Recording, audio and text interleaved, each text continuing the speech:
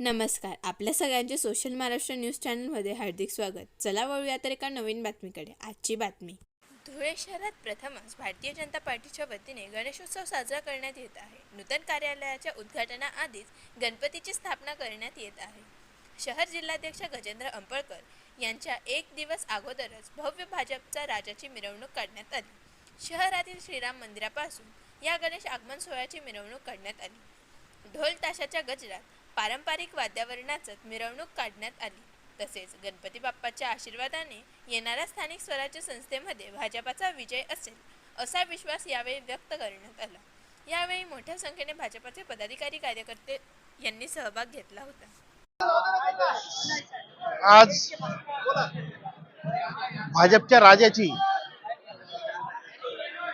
श्रीराम मंदिर येथून वाजत गाजत मिरवणूक निघलेली आहे व उद्या आम्ही गणरायाची उद्या स्थापना करणार आहोत.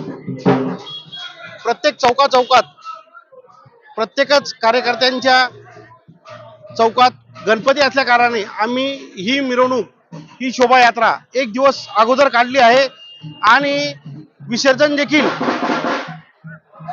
9व्या दिवशीच आम्ही करणार आहोत, जेणेकरून प्रत्येक कार्यकर्त्याला या ठिकाणी सहभाग घेता येईल अशा पद्धतीचं आमचं नियोजन आहे.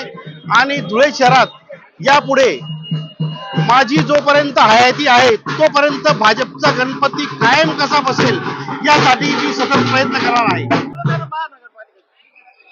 धुळे शहरातील भारतीय जनता पार्टीचं ऑफिस महाराष्ट्रातलं सर्वात उत्कृष्ट असं हायटेक ऑफिस होत आहे आणि लवकरच येथे एक महिन्याच्या आत या ऑफिसचं उद्घाटन आदरणीय राज्याचे मुख्यमंत्री देवेंद्र फडणवीस साहेब यांच्या हस्ते करणार आहोत. पण त्याच्या अगोदर परमेश्वराची अशी कृपा आहे की त्याच ऑफिसमध्ये गणरायाची सुरुवातीचं हे प्रथमच वर्ष आहे आणि ऑफिसचं उद्घाटन होण्याच्या अगोदर गणराया त्या ठिकाणी गणरायांचं आगमन होत आहे.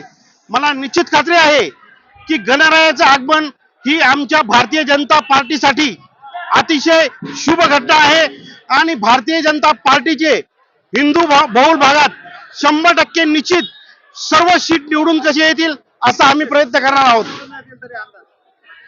निश्चितच 50+ सीट निवडून येतील अशी आम्हाला खात्री आहे.